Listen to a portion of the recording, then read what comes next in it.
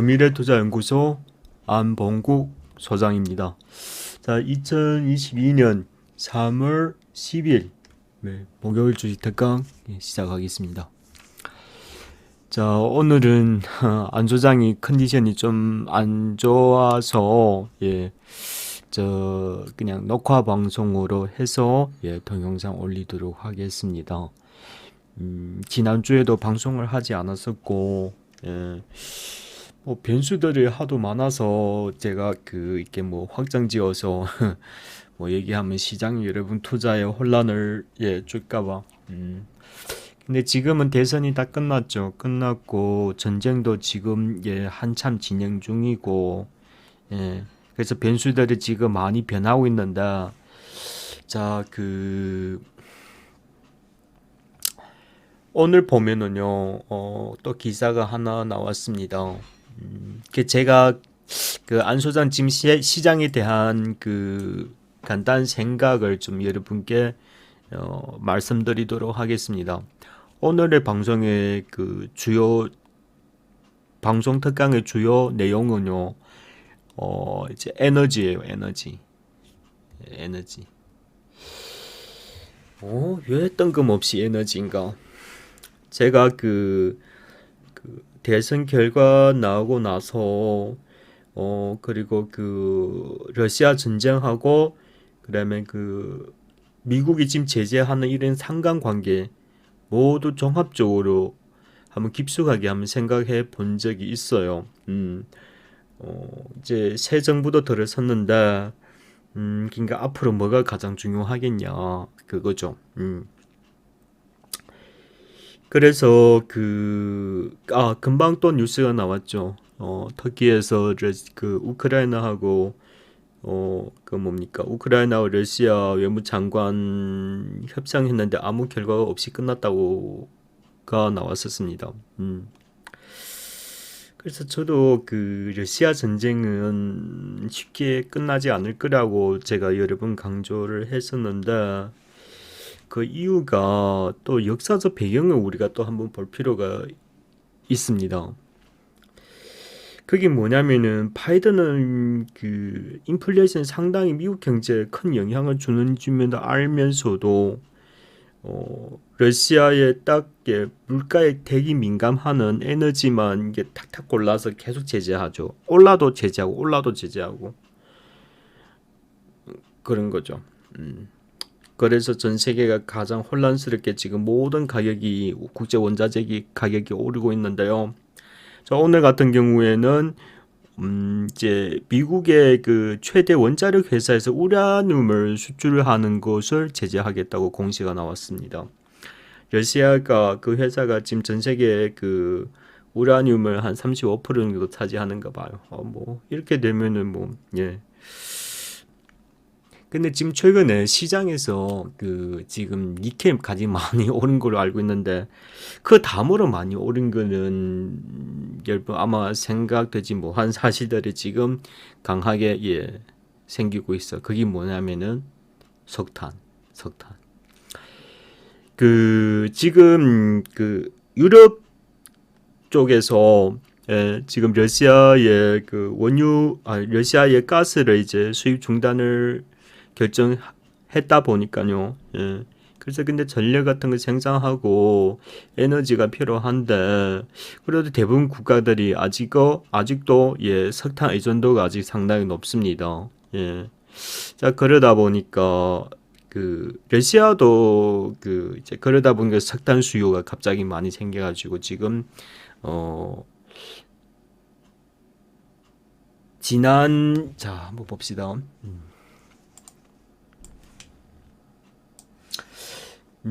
코로나 이전만 하더라도 톤당 50불이었던 것이 지금 최근에 420불까지 올라왔죠. 그렇죠? 그러니까 지금 이 자세히 보면은 지금 2022년 들어와서 전쟁이 시발하고 나서 더 급격히 올랐죠. 그렇죠? 그러니까 지금 석탄으로 지금 천연가스를 대체하는 거예요. 그러다 보니까 수요가 갑자기 몰려서 전쟁으로 인해서 석탄 가격이 올랐다고. 그럼 석탄 가격이 올랐는데 뭐가 문제냐? 문제가 많죠. 예.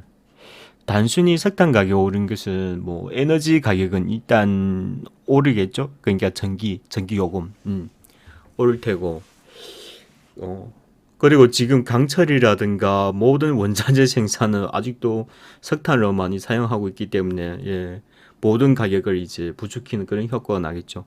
그러니까 뭐니 하더라도 제일 중요한 거는 전기요금이에요. 전기요금.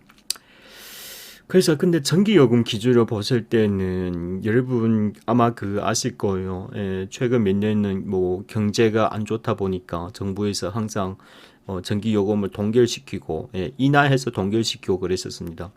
그래서 지금 한국전력 보면은 만성적자예요. 만성적자. 엄청나게 지금 계속 적자 보고 있단 말이죠. 자, 한번 봅시다.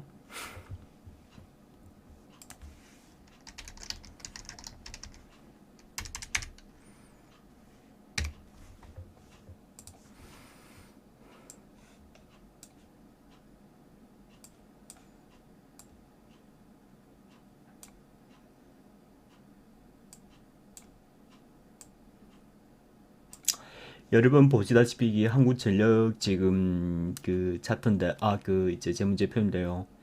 여기에 보시면은 그러니까 지금 어 그러니까 그 작년 하반기부터 원자재 가격들이 많이 오른 동시에 여기 계속 적자가 발생하는 모습들이 보이실 거예요. 지금 사상 최대죠. 5조 8천억 원의 적자가 났어요. 그중에서 제일 많은 것은 작년 4분기분은. 근데 올해 1분기가 작년 4분기보다 가격이 더 비싸졌어요. 원유나 뭐 이런 거 보면은. 그러니까 1분기도 실적이 더욱 적자라는 거죠. 지금 이렇게 적자 상태예요. 전력이. 그러니까 제가 보기에는 이제는 한계까지 왔어요. 대선 뭐 사실 이 정도면은 가격을 올려야 하는데 계속 그 이제 정부의 그런 이제 제재가 있었다면 가격이 뭐 올랐죠. 근데 오늘 그 사실 윤석열 당선인도 전력 가격 인상을 백지화시키겠다고 그렇게 그 한 바가 있는데요. 공약한 바 있는데 그냥 쉽지가 않을 거예요. 쉽지가 않아요.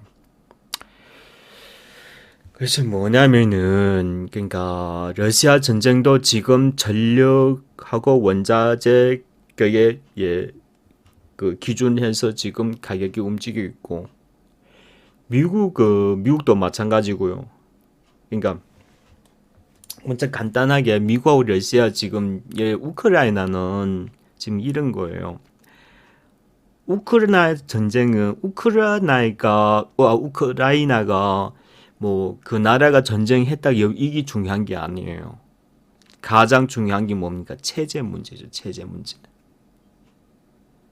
그래서 러시아는 전쟁하기 전에 이런 일들이 제재고 그다음에 뭐 스위프트 뭐 제재하고 뭐 에너지 제재하고 이거 예상하지 뭐 있을까요? 제가 보기에는 예상했을 거라고 생각이 돼요. 근데 러시아가 그러면서도 불구하고 전쟁하는 이유가 뭘까요? 체제 문제죠. 그렇죠. 이게 마냥 딱 뭐가 하고 갔냐면은 제가 곰곰이 그러면 미국은 왜 그 체제에서 계속 그렇게 그거예요. 그러니까 1960년대 미국이 베트남 전쟁을 한 바가 있잖아요. 그때 이유하고 똑같단 말이죠. 그때 베트남이 뭐예요? 공산주의를 지금 그 국가가 시도하려 하는 것을 근데 그때 미국에서는 이제 민주주의를 주도하는 세력을 이제 베트남이 공산주의 이제 동남아 그러니까 그 중국 지게 이제 동남아 위쪽에 공산주의 그런 그 이제 체제가 확정지을까봐 미국에서 민주주의를 그런 게 도전 정치로 해가지고 베트남에 이제 전쟁을 일으킨 거죠. 그 뭐 결론은 여러분 아시다시피 오랫동안 전쟁을 하면서 미국이 뭐 사실상 패배로 보여야 되겠죠. 그렇죠. 그렇게 마감이 됐습니다. 근데 이번에도 또 같다는 거죠. 이 전쟁은 이제 체제 문제예요. 그러니까 공산주의냐 민주주의나 이제 그런 거죠. 그래서 제가 보기에는 그래서 이게 협상이 못 되는 거예요. 제가 보기에는 그 협상이 거의 못 된다고 보면 될 것 같아요. 왜? 자, 우크라이나가 만약에 러시아가 만약에 우크라이나를 정복하지 못한다면은 이면 체제 문제가 큰 문제가 생기는 거죠. 음. 근데 이게 어디를 영향 주냐면은 중국에 영향을 준다는 거죠. 그럼 중국 어디? 중국의 대만을 예, 다시 그 하는 거. 이런 연계 관계가 있으니까요. 그러니까 미국도 우크라이나를 손 놔할 수가 없는 거예요. 만약에 손 놓고서 미국이 뭐 협정돼 가지고 어떻게 해 가지고 만약에 미국이 만약에 졌다면은 이건 큰일 나는 거죠. 그 다음에 어디겠어요? 중국이 대만을 또 이렇게 전쟁 도발해서 또 그 하는 걸로 이제 그 외교 쪽으로 연결 보면 이제 그렇게 되는 거죠. 그러면은 어떻게 돼요? 공산주의 체제가 확고히 이제 정착되는 거죠. 자, 그러다 보니까 이 우크라이나 전쟁이 절대 쉽게 끝날 일은 아닐 거라고 저는 것입니다. 그래서 지금 많은 언론들에서 좀 장기적인 전쟁이 될 거라는 그런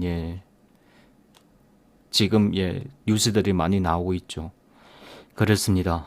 전쟁은 누구도 좋아하진 않는데, 근데 어쨌든 이것은 뭐 러시아가 이기냐, 뭐 미국이 이기냐는 것보다도 공산주의 체제나 민주주의 체제나 이 체제를 위해서는 뭐 경제든 뭐든지 모든 그러니까 막 지키기 위해 이거 체제가 없어지면은 나라 존재 의미가 없어지는 거예요.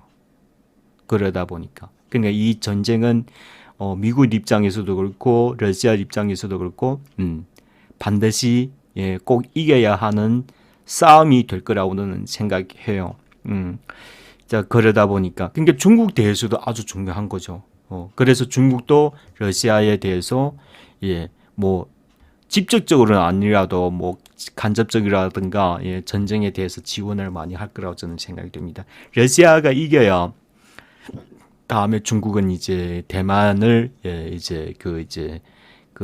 대만을 회수하는 데에서 모든 국제 그런 세력화가 집중될 테니까요. 그 러시아 처음에는 중국은 이제 대만을 인수하는 이제 명분을 잃게 되죠. 그러면은 공산주의 체제는 이제 무너지는 거죠. 체제 무너지면 국가 존재 의미가 없어지는 거예요. 자, 이렇게 딱 해석하니 우크라이나 전쟁이 얼마나 중요한지 이제 답이 나온 거죠. 그럼 오케이. 전쟁은 그럼 이렇게 해서 길어진다고 생각했을 때는 그렇죠. 뭐 국제 유가뿐만 아니죠. 모든 원자재 가격이 다 폭등하고 있어요. 그래서 지금 보면은 지금 전 세계적으로 이제 1분기가 이제 지금 3월 달이죠. 3월 달이니까 이제 4월 달, 5월 달 정도 되면은 전 세계 경제 GDP가 이제 4월 달부터는 이제 발표가 될 겁니다. 1분기 GDP가 어떤가. 제가 보기에는 작년보다 훨씬 안 좋을 거라고 저는 생각이 돼요. GDP가. 우리나라 같은 경우에도 지금 계속 무역 적자가 나고 하지 않습니까? 그러니까 전쟁으로 인해 가지고 GDP에 이제 영향 주면은 그러면은 금융시장은 상당히 크게 변동폭이 닥쳐올 거라고 저는 거의 확신하게 보고 있습니다. 그래서 여러모로 저희는 다 현금화 시켰는데 저도 여러분 좀 일단 먼저 현금화 해놨고 어차피 지금 시장은요 상승할 모멘텀이 없어요. 근데 하락한 모멘텀은 무지 많죠. 어느 거 하나만 팍 터지도 시장은 못 견뎌요. 그래서 지금 기술적 반등이 나올 때 저는 그렇습니다. 여러분 좀 현금화 해놓고 근데 이 전쟁으로 인해 가지고 어디가 문제가 생겨가지고 정시가 타격을 한번 받아가지고 금융 위기가 팍 생겨 정시를 폭락시킨다 하면은 이제 그때 가서 어, 예, 제가 자주 강조했던 거. 그러니까 그러니까 그런 겁니다. 만약에 정시가 금융 어떤 위기가 터지가지고 지금 보기에는 금융 위기 터질 가능성이 가장 커죠. 예. 그러니까 원재료 가격이 많이 올랐어요. 근데 사람들이 지금 뭐 기업이나 이제 대출이 엄청 많아요. 부채가 엄청 높다는 거죠. 여기서 이제 연준에는 3월 달에는 저는 금리를 안 올릴 줄 알았는데 올리겠다고 지금 결론이 났잖아요. 원래 0.5%에서 근데 전쟁으로 인해 가지고 0.25로 지금 하겠다는 거잖아요. 그래서 근데 어차피 금리는 뭐 계속 올릴 수밖에 없죠. 물가가 이렇게 비싼데 전쟁으로 인해 가지고 그러니까 이거죠. 결론은 뭡니까? 경제 성장률이 둔화돼 가지고 소득 줄면서 처음에는 스태그플레이션으로 시작됐다가 이 경기가 계속 침체기로 그러면 이제 디플레이션으로 이제 가는 거죠. 그러면은 뭐 답이 없어요. 답이 없어요. 전쟁이 빨리 끝나야 되네. 근데 만약이라도 근데 어떤 경우로 해서 이 전쟁이 끝났더라도 더 문제예요. 원자재 가격이 쉽게 안 내린다는 거죠. 그건 또 왜 그러나요? 그렇죠. 중국하고 미국도 지금 체제의 문제지 않습니까? 결론은 보면은 음. 이거 뭐 진짜 쉽게 풀릴 일은 아닌 것 같아요. 예. 뭐 경제 위기든 금융 위기든 위기는 거의 뭐 JP 모건 보니까 거의 확실하게 지금 얘기하고 있잖아요. 그렇죠? 예. 그래서 뭐 아무튼 여러분 좀 제발 좀 현금화해 두고 좀 관망하는 자세를 갖도록 한번 해보시는 거 좋을 듯 싶어요. 근데 그렇다더라도 제가 보기에는 그래요. 그러니까 이렇게 되면은 뭐가 가장 그러니까 기초 원자재들은 수혜 받을 수밖에 없는 거예요. 전쟁 끝나지 않는 이상은 계속 가격이 오를 테니까. 그냥 기초 원자재는 기업들에서 생산하려면 반드시 사야 되는 거예요. 누가 결정하는 게 국제 시세가 있다 보니까. 그냥 울며 겨자 먹기 이제 사 가야 하는 거죠. 그래야 생산을 할 수 있으니까. 그러니까 그건죠. 전방 사업은 대폭 적자나면서 이제 후방 산업, 이제 기초 원자재 공급하는 기업들은 이제 엄청나게 돈 버는 거죠. 그런 구조로 돼버리는 거예요. 그래서 조금 더 나가면 지금 에너지가 지금 문제가 되는데요. 특히 우리 정부 같은 경우에는 이제 새 정부가 들어섰지 않습니까? 그동안 전력 가격도 계속 문제. 이 더 이상 여러분 보시다시피 작년 4분기에 1분 그러니까 한 분기에 4조 7천억 연급 적자를 냈어요. 지금 이런 상황입니다. 2019년은 2020년은 상황 잘 모르겠고요. 2019는 한 해가 1조 2천이에요. 근데 작년 4분기 한 분기가 저렇게 적자 났다는 것은 참 뭐 이렇게 말로 설명하기가 상당히 어렵겠죠. 그래서 뭐 전력 가격은 어느 정도 올려야 합니다. 그리고 또 두 번째 문제가 뭐냐면은 그럼 전력 가격 오른 것도 좋고 이제 앞으로 전력 에너지 정책 어느 방향으로 갈 것이냐 또 그게 또 문제죠. 그러니까 지금 그겁니다. 원래 그 이명박 아니 그 문재인 정부에서는 이제 그거죠. LNG 복합 화력 발전소가 가장 대세를 이루었었던 거죠. 근데 그것도 지금 보니까 그러니까 국제 뭡니까? 천연가스 가격이 지금 엄청 많이 올랐죠. 그때 시장 상황보다 한 3-4배 올랐어요. 지금 한 4불 넘게 5불 가까이 지금 왔으니까. 뭐 천연가스 러시아 거니까 뭐 그런 부분이 있고. 그러니까 제가 봐도 에너지에 너무 그렇게 좀 민감한 에너지에 그게 좀 아니다 싶은 게 해요. 그래서 그러면은 앞으로 이제 그러니까 지금 기술로는 가장 저렴하게 전력을 생산할 수 있는 체제 이제 기술이 원전밖에 없어요. 원전밖에 남은 거 없잖아요.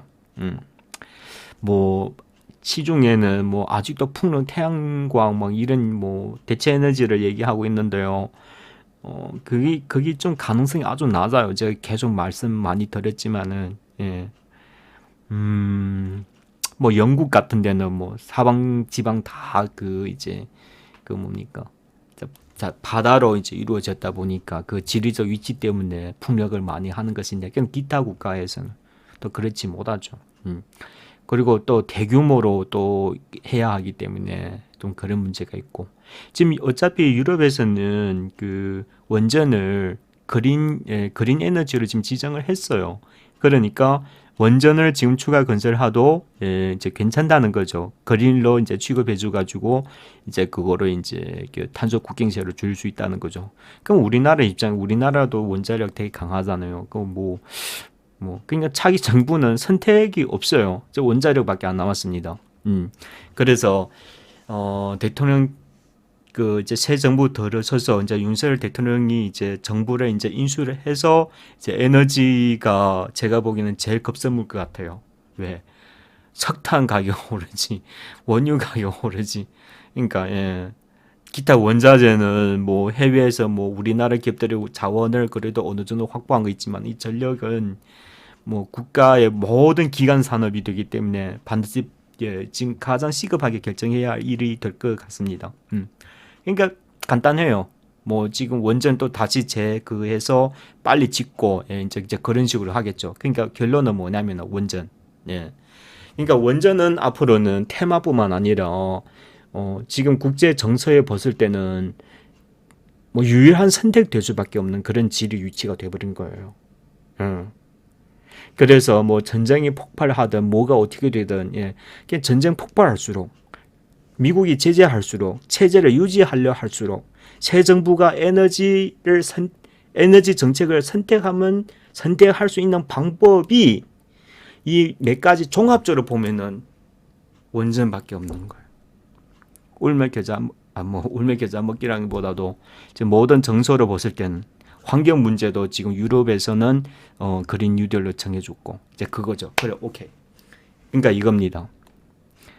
답이 나왔죠. 원전에 투자하는 거예요. 근데 단점이 하나 뭐가 있냐면요. 지금 거둬간 대선 기간에 원전이 워낙 시장에 주목받는 이슈였던 것이어서 그게 핵심 종목들은 주가가 다 많이 갔어요. 그래서 그는 1차 주도고 뒷바라지 하면서 이제 2차 같이 좀 이렇게 그러니까 상승 대비 아직 많이 오르지 않았었고, 그 원전에 관련 테마 주고 하는 원전 관련 그 기업이고 이제 전력에도 수혜 받는 거. 원전 지면은 또 전력 시스템 같은 거 또 많이 도입해야 되지 않습니까? 예. 그래서 원전을 이제 좀 말씀드리도록 할게요. 그래서 오늘 원전 하나 말씀드리고요. 오늘은 원전 하나만 좀 말씀드리도록 하겠습니다. 기타는 좀 보류합시다. 뭐 부동산 정책이라든가 뭐 각가지 많은데, 그리고 여러분 지금 그 윤석열 당선이 당선돼 가지고 그 사람 공약 정책주들이 오늘 주가가 많이 움직이던데, 그 올수록 다 현금화 시키세요. 현금화 시키고 그 현금화 해놓고 기다리세요. 당선됐으니까 모멘텀을 이제 잃은 거예요, 여러분. 뭐 뭔지 아시겠죠? 일단 현금화 해 두시고요. 시장에 어떤 변화가 크게 한번 또 지금 대외 변수가 더 문제예요. 그 테마 종목이 반짝반짝을 너무 좋아하지 마시고, 어느 날에 또 뭐가 어떻게 돼가지고 막 하면 또 시장 한번 확 꺾여 버리면은 속수무책으로 다 당하는 거예요. 근데 그런 날이 올더라도 제가 보기엔 원전주는 지금 앞으로 보서는 모든 그 이제 조건들 보서는 필히 해야 하는 분야다 보니까 그냥 전쟁이 일어날수록 원전도 수혜받을 수밖에 없는 거죠.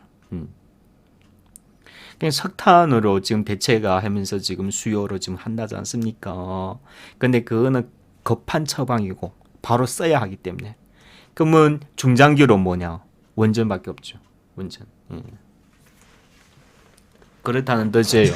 그래서 원전은 전쟁이 일어나든 뭐가 되든 각 나라에서 앞으로 대체 에너지로 급격히 부상할 거라고 보고 있는데, 이 전쟁으로 인해 아주 더 그렇고, 우리나라 좀 새 정부 들어섰으니까 에너지 정책 이제 반드시 이제 결단을 내야 하다 보니까 지금 모든 환경 보실 때는 당연히 반드시 할 수밖에 없는 상황이 돼버린 거예요. 그래서 원전주는 여러분께서 좀 한번 그 기타도 저도 잘 보고 있는 기업들이 많기는 하는데 근데 지금 워낙 전쟁상이 어떻게 돌변할지 몰라서 그러니까 시장은 이제 그렇습니다.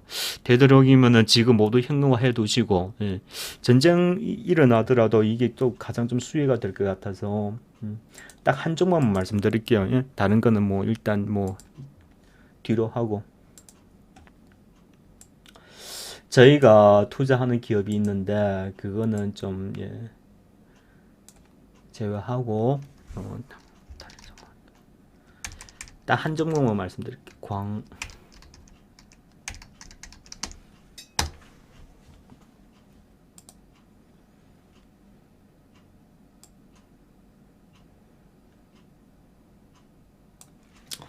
자, 여기 광명전기라는 기업이 있는데요. 원전 관련 기업이죠.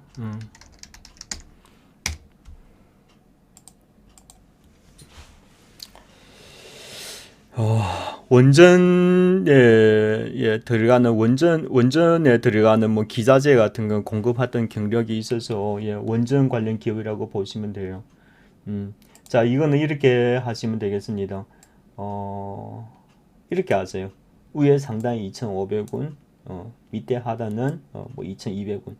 자, 여기 구간에서 매집을 하셔서 제 의견은 그래요. 뭐 전쟁이 일어나든 미국 제재하든 새 정부와 에너지 정책을 결정하든 모든 것이 초점이 딱 이 하나로 지금 밀집이 된 거예요. 앞으로 친환경 정책도 마찬가지고요. 그래서 원전 제가 아무리 생각하더라도 원전 투자는 해야 할 것 같습니다. 여러분 여기에서 1차 매집을 하시고 여기서 이제 모멘텀 제대로 부각돼 가지고 상승.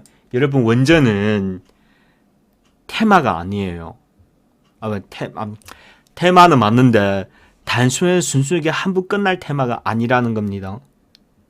앞으로 정부의 에너지 정책이 결정될 일이라고 저는 보고 있어요. 물론 변수는 있을 수가 있어요. 없다는 건 아니에요. 근데 지금 현상을 보서는 이게 가장 유리하는 거예요. 일단 매집하죠. 꼭 지금 주식 투자 안 하는 게 가장 좋아요. 첫 번째고 두 번째 되도록이면 다 현금화 시켜 두세요. 현금화 시켜 둬가지고 시장 관망하는 게 좋아요. 지금 아무리 시장이 모멘텀 좋더라도 시장 꺾이면은 개별적으로 다 꺾일 수밖에 없어요. 그래서 앞으로 4차 산업에서 우려한 기업들이 더욱 높은 성장을 하기 위해서는 어차피 지금 유동성이 너무 풍부하고 그러니까 전 세계적으로도 그렇고 중국, 미국, 러시아 말입니다. 미국도 마찬가지고요. 그 유럽이든 우리나라 다 마찬가지인데 지금 코로나 때문에 워낙 유동성이 많이 풀려서 이게 어느 정도 해소하고 4차 산업을 진입해야 돼요. 그래야 시장이 건전하게 성장할 수 있는 이제 디딤돌이 되는 것인데 그렇다고 봐요.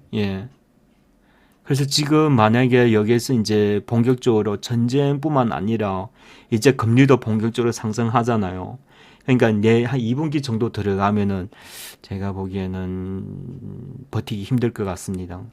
그때 가서는 어차피 4월달 이제 들어가면 이제 기업의 실적 발표할 텐데 절 일은 없겠죠. 다 원가 부담이 너무 이제 해서 그냥 우리나라 보면 돼요. 우리나라가 사실은 이제 수출입하면서 그냥 전 세계에서 그러니까 가장 다양하게 수출하면서 무역 기준으로 보는 국가 중에 하나가 제일 높은 위치가 우리나라예요. 그러니까 다른 사람들은 국제 무역 어떤가 우리나라의 수출입의 그런 이제 통계를 본다니까요. 아주 다양하게 수출을 하고 있기 때문에 또 수출 먹고 사는 국가이기 때문에 우리나라 무역 적자 나면은 다른 국가는 말할 필요 없어요. 그거는 적자가 만성이겠죠. 그렇습니다. 그러니까 결론은 뭐냐면은 1분기도 무역 적자가 날 가능성 그냥 낮다고 보시면 돼요. 가능성이 아니라. 뭐 통계 안 봐도 뻔하잖아요. 물가 원재료가 저렇게 많이 올랐는데. 전쟁도 끝날 기미도 안 보이고. 그러니까 대제 이제 앞으로 하락할 가능성이 아주 높아 보여요. 그래서 이제 원전주가 더욱 뭐 핵심 위치라고 생각이 되고요. 그러니까 광명전기 이렇게 여러분 지난번에 50%에게는 한 7, 80%는 현금화해 두시고 20, 30%만 요즘은 좀 뭐 중장기 투자하기보다도 원전은 좀 그러니까 그겁니다.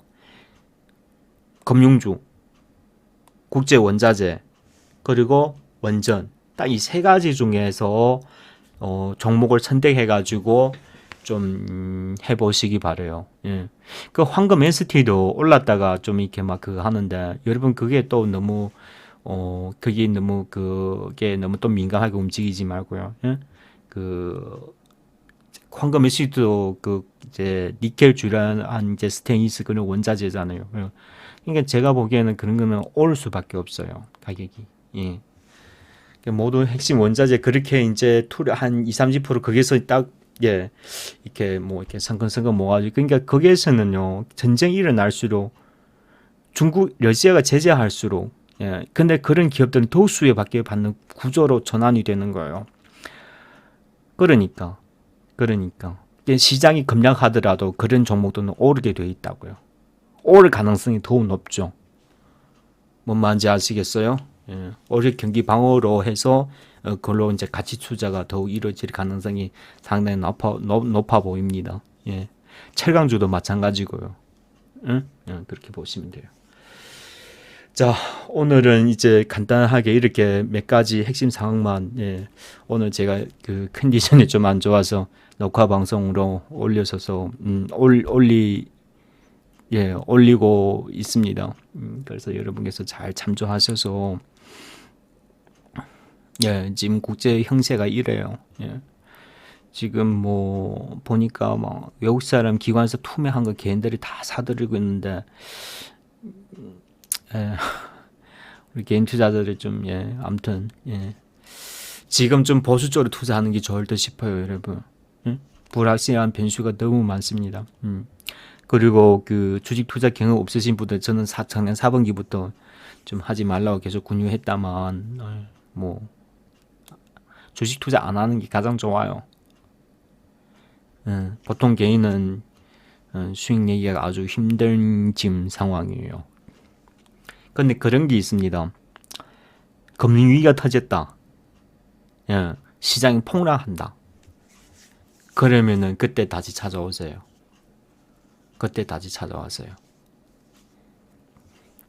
그래서 저는 자주 이제 페이스북을 통해서 여러분과 계속 소통 갖는 시간을 갖도록 하겠습니다. 제가 페이스북에 올린 내용들은 앞으로 경제 상황을 얘기하는 거예요. 지금 뭐 어떻게 하라는 것이 아니라. 그래서 항상 이게 주식 세계에서는 준비 자세를 갖고 있어야 돼요. 준비 자세를 갖고 있으면서 이제 시장이 이렇게 변하면은 무엇을 어떻게 핵심으로 그 기업 내용도 다 마음 깊이 알고 있어야 돼요. 이제 그런 식으로 투자하시면은 앞으로 상당히 얼음장이 계속 지속될 거예요. 뭐 이렇게 여러분의 그런 그 지혜와 시장 보는 안목을 모두 다 동원 잘 하셔서 좀 올해는 큰 돈 벌기는 좀 그렇고 근데 만약에 시장이 진짜 금융위기가 확 터지면은 여러분 박수치고 들어오세요. 아시겠죠? 그때 그런 일이 발생하면은 그때 가서 또 다시 말씀드리도록 하겠습니다. 근데 저는 계속 이런 생각이 제가 생각한 지 좀 오래됐어요. 왜냐면은 어차피 앞으로는 2, 3년 내에 4차 산업 들어갈 거예요. 들어갈 수밖에 없고, 그러니까 이제 디지털 경제로 이제 들어가는 거죠. 그래서 우리나라에서는 그러니까 제일 중요한 게 뭐냐면 우리나라는 수출하기도 2만여 개 중소기업들이 있지 않습니까? 그 기업들을 스마트 공장으로 전환시키는 거예요. 그렇죠? 그러니까 차기 대통령 이제 에너지 정책 탁탁 정하면 나오니까 두 번째 핵심이 뭐예요? 그렇죠? 산업 구조를 만드는 거예요.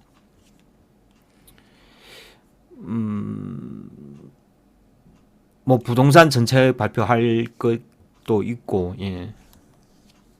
그 부동산 앞으로 할 때도 그러니까 여러분 제가 좀 참조 사항 여러분 들어보세요.